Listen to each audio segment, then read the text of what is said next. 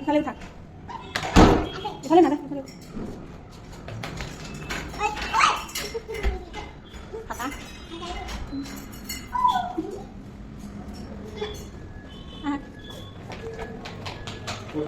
পাৰিবা নাযাব আজি দিনটো যে কেনেকৈ পাৰ হ'ল গমকে নাপালোঁ ইমান ব্যস্ততাৰ মাজত পাৰ কৰিলোঁ আজি দিনটো শুভ সন্ধিয়া জনাইছোঁ মোৰ মৰমৰ বন্ধু বান্ধৱীসকল কি খবৰ সকলোৱে ভালে আছে বুলি ভাবোঁ মোৰ ধৃতিমা ব্লগলৈ আপোনালোকক স্বাগতম জনাইছোঁ মোৰ মাতটো চেৰেকা লাগিছে দেই এই গুৱাহাটী আজি হঠাৎ আহিব লগাৰ হোৱাৰ কাৰণটো মই আপোনালোকক ক'ম বাৰু অলপ পাছতকৈ ক'ম আপোনালোকে ভিডিঅ'টো স্কিপ নকৰাকৈ চাই থাকিব তো ফাইনেলি এতিয়া আমি গুৱাহাটীত আছোঁ গুৱাহাটীৰ এইফালে ভাত খাব যাব ওলাইছোঁ হোটেলৰ ৰুমৰ পৰা তো আমি এতিয়া ভাত খাব ওলাইছোঁ যিহেতুকে ৰাতিপুৱাৰ পৰা একো খাব পোৱা নাই পানীকণৰ বাহিৰে একো খাব পোৱা নাই তো এতিয়া মোৰ মানুহজন আৰু মই মোৰ ছোৱালী ভাত খাবলৈ গৈ আছোঁ আগত পেটত থকা পেলুকেইটাই কৈছে যে আজি আমাক মাৰি পেলাব ভাত খাবলৈ পোৱা নাই তো এতিয়া আমি ভাত খাবলৈ গৈ আছোঁ যেনে তেনে আছোঁ আৰু দিনটো কেনেকৈ যে পাৰ কৰিছোঁ ভোকত ভগৱানহে জানে আৰু ভগৱানো নাজানে পেলুকেইটাইহে জানে আৰু তো আমি এতিয়া ফাইনেলি ভাত খাবলৈ গৈ আছোঁ টাউনটোকে আপোনালোকে উপভোগ কৰক বাৰু অলপ সময় গুৱাহাটীত থাকি আজি ফাৰ্ষ্ট টাইম মই হোটেলৰ ৰুমৰ পৰা হোটেললৈ ভাত খাবলৈ গৈ আছোঁ দেই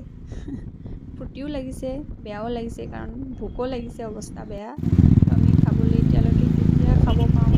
পাওঁ লাগি আছে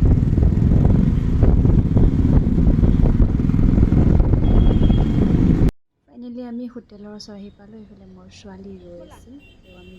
মানুহজনে কৈছে ইয়াত বহুত ধুনীয়া অসমীয়া খানা পায় সেইকাৰণে আহিলোঁ এয়া হৈছে ৰাভা কিটচেন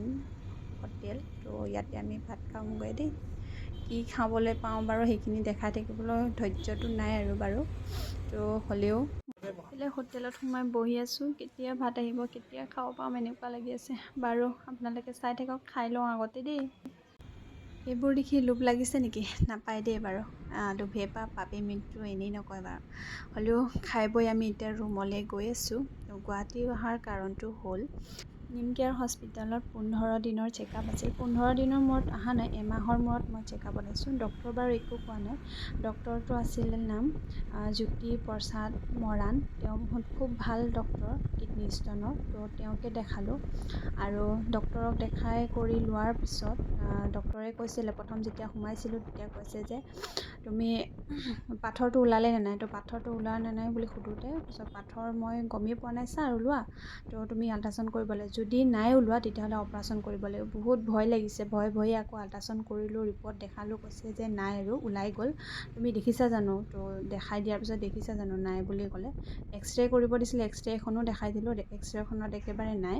তো নাই কোৱাৰ পিছত এনেকুৱা মনটো তেতিয়া বহুত ভাল লাগিল আৰু সেইবাবেহে ৰিটাৰ্ণ হ'ব নোৱাৰিলোঁ কিন্তু যদি আপোনালোকে এনেকৈ ভুগি আছে কিডনী ষ্টনৰ কাৰণে অলপ সৰু পাথৰ অপাৰেশ্যন কৰিব লগা